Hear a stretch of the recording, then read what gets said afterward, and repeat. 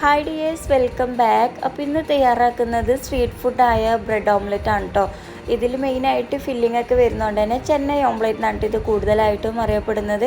അപ്പോൾ ഇതിൽ മെയിനായിട്ട് പുതിനയുടെ ചട്നിയാണ് കേട്ടോ വരുന്നത്. അപ്പോൾ നമുക്കതെങ്ങനെ തയ്യാറാക്കുന്നതെന്ന് നോക്കാം. അതിന് മുന്നേ ആദ്യമായിട്ട് എൻ്റെ വീഡിയോ കാണുന്നവരുണ്ടെങ്കിൽ ഒന്ന് സബ്സ്ക്രൈബ് ചെയ്ത് സപ്പോർട്ട് ചെയ്യണേ. മാത്രമല്ല നിങ്ങൾ വീഡിയോ സ്കിപ്പ് ചെയ്യാതെ കാണാൻ വേണ്ടിയിട്ട് ശ്രമിക്കണേ. അപ്പോൾ നമുക്ക് ആദ്യം തന്നെ ഇതിലേക്കുള്ള പുതിനയുടെ ചട്നി ഒന്ന് റെഡിയാക്കി എടുക്കാം. അപ്പോൾ അതിനായിട്ട് മിക്സിയുടെ ജാറിലേക്ക് ഞാൻ ഒരു പിടി പുതിനയുടെ ഇല ചേർത്ത് കൊടുത്തിട്ടുണ്ട്. പിന്നെ ഒറ്റ തണ്ട് മാത്രം മല്ലിയിലുണ്ട് ചേർത്ത് കൊടുത്തിട്ടുള്ളത്. പിന്നെ എരിവിന് വേണ്ടിയിട്ട് പച്ചമുളക്, 2 അല്ലി വെളുത്തുള്ളി, ആവശ്യത്തിനുള്ള ഉപ്പ് ചേർത്ത് കൊടുത്തിട്ടുണ്ട്. പിന്നെ ഇതിലേക്ക് മെയിനായിട്ട് തൈരാണ് കേട്ടോ വേണ്ടത്. അപ്പോൾ ഈ തൈര് അധികം പുളിയില്ലാത്ത തൈര് വേണം കേട്ടോ യൂസ് ചെയ്യാൻ. നിങ്ങളുടെ കയ്യിൽ നല്ല പുളിയുള്ള തൈരാണെന്നുണ്ടെങ്കിൽ ഇതിലേക്ക് കുറച്ച് തേങ്ങ വേണമെങ്കിൽ ചേർത്ത് കൊടുക്കാം. ഞാനിപ്പോൾ അധികം പുളിയില്ലാത്ത തൈര് തന്നെയാണ് ചേർത്ത് കൊടുക്കുന്നത്. അപ്പോൾ ഇതെല്ലാം കൂടി നന്നായിട്ട് തന്നെ അരച്ചിട്ടെടുക്കാം. അപ്പോൾ ഈ ഒരു ചട്നി നമുക്ക് ഈ ഒരു ഓംലെറ്റിക്കും അതുപോലെ തന്നെ തന്തൂരി, അൽഫാം അങ്ങനത്തെ ചിക്കനിലേക്കൊക്കെ യൂസ് ചെയ്യാം കേട്ടോ. നല്ല ടേസ്റ്റാണ് ഈ ഒരു ചട്നിക്ക്. അപ്പോൾ ഞാനിതെല്ലാം കൂടി നന്നായിട്ട് തന്നെ അരച്ചെടുത്തിട്ടുണ്ട്. ഇനിയിപ്പോൾ നമുക്കിതൊരു ബൗളിലേക്ക് മാറ്റാം. പിന്നെ ഈ ഒരു ഓംലെറ്റിലേക്ക് വേണ്ടത് മയോണൈസ് സോസൊക്കെയാണ് കേട്ടോ. അപ്പോൾ സോസ് ഓൾറെഡി നമ്മൾ ഷോപ്പിൽ നിന്ന് വാങ്ങിച്ചതുണ്ട്. പിന്നെ മയോണൈസ് ഞാൻ റെഡി ആക്കിയിട്ടുണ്ട്. മയോണൈസിൻ്റെ വീഡിയോ ഞാൻ ഇതിൽ ഇൻക്ലൂഡ് ആക്കിയിട്ടില്ല കേട്ടോ. ഞാൻ മുന്നത്തെ വീഡിയോയിലൊക്കെ അപ്ലോഡ് ചെയ്തിട്ടുണ്ടായിരുന്നു. അതുകൊണ്ട് ആ ഒരു വീഡിയോ ഇതിൽ ചേർത്തിട്ടില്ല. അപ്പോൾ നമ്മുടെ പുതിനയുടെ ചട്നിയും പിന്നെ മയോണൈസൊക്കെ റെഡി ആക്കിയിട്ട് ഒരു സൈഡിലേക്ക് മാറ്റി വെക്കുന്നുണ്ട്. ഇനിയിപ്പോൾ നമുക്ക് ഓംലെറ്റ് റെഡിയാക്കി എടുക്കണം. അതിനായിട്ട് 2 കോഴിമുട്ട എടുത്തിട്ടുണ്ട്. അതിലേക്ക് ആവശ്യത്തിനുള്ള ഉപ്പും കുരുമുളക് പൊടിയും ചേർത്തിട്ട് നന്നായിട്ട് തന്നെ ഒന്ന് ബീറ്റ് ചെയ്തെടുക്കുക.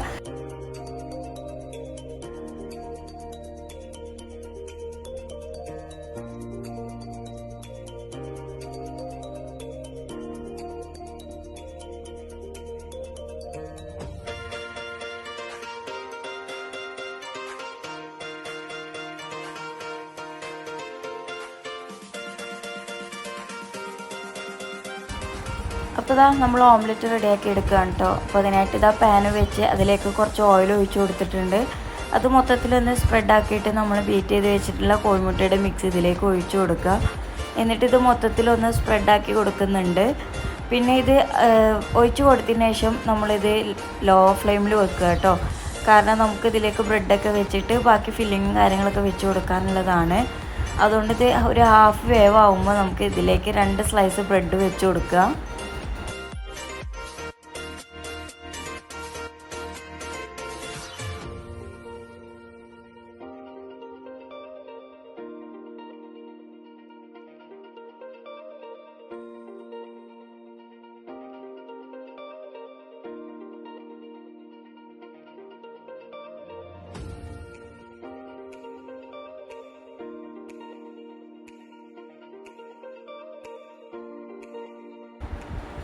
ഇപ്പോൾ ബ്രെഡ് വെച്ച് കൊടുത്തതിന് ശേഷം ഇതിന് മുകളിലായിട്ട് നമ്മൾ റെഡിയാക്കിയിട്ടുള്ള പുതിനയുടെ ചട്നി 2 ബ്രെഡിലും ആക്കി കൊടുക്കുന്നുണ്ട്.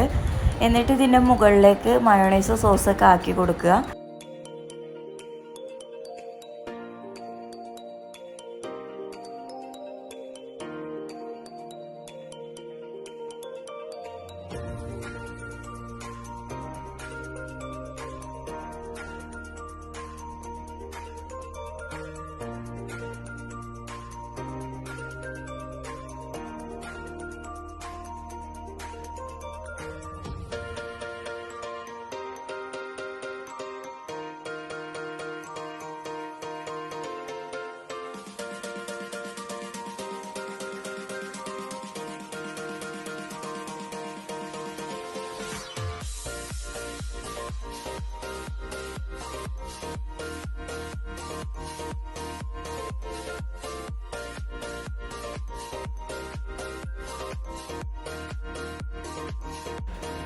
ഇപ്പോൾ നമ്മുടെ ബ്രെഡ് ഓംലെറ്റ് ഇവിടെ റെഡിയാക്കി എടുത്തിട്ടുണ്ട്. ഇനിയിപ്പോൾ ഒരു സെർവിങ് പ്ലേറ്റിലേക്ക് മാറ്റിയിട്ട് ഇതൊന്ന് കട്ട് ചെയ്ത് കൊടുക്കണം കേട്ടോ. ഇത് ചെറിയ പീസസ് ആയിട്ട് കട്ട് ചെയ്തിട്ടാണ് നമുക്ക് ഷോപ്പിൽ നിന്നൊക്കെ കിട്ടുക.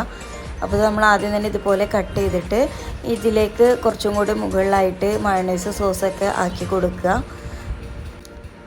അങ്ങനെ നമ്മുടെ അടിപൊളി ചെന്നൈ ഓംലെറ്റ് ഇവിടെ റെഡി ആയിട്ടുണ്ട്. അപ്പോൾ തീർച്ചയായിട്ടും നിങ്ങളെല്ലാവരും ഇതൊന്ന് ട്രൈ ചെയ്ത് നോക്കിയിട്ട് ഫീഡ്ബാക്ക് അറിയിക്കണേ. നല്ല അടിപൊളി ടേസ്റ്റാണ് കേട്ടോ. എല്ലാവർക്കും ഇഷ്ടപ്പെടുന്ന ഒരു ഐറ്റം കൂടിയാണ്.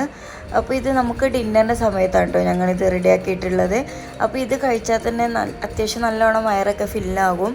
അപ്പോൾ ഇതാ നമ്മുടെ ഇത് കഴിക്കുകയാണ്. അപ്പോൾ ഇത്രയേ ഉള്ളൂ ഈ വീഡിയോ. അപ്പോൾ ഇന്നത്തെ റെസിപ്പി നിങ്ങൾക്ക് എല്ലാവർക്കും ഇഷ്ടപ്പെട്ട് കാണുമെന്ന് വിചാരിക്കുന്നു. ഇഷ്ടമായി ലൈക്ക് ചെയ്യുക, ഷെയർ ചെയ്യുക, നിങ്ങളുടെ അഭിപ്രായങ്ങളൊക്കെ താഴെ കമൻറ്റ് ചെയ്യുക.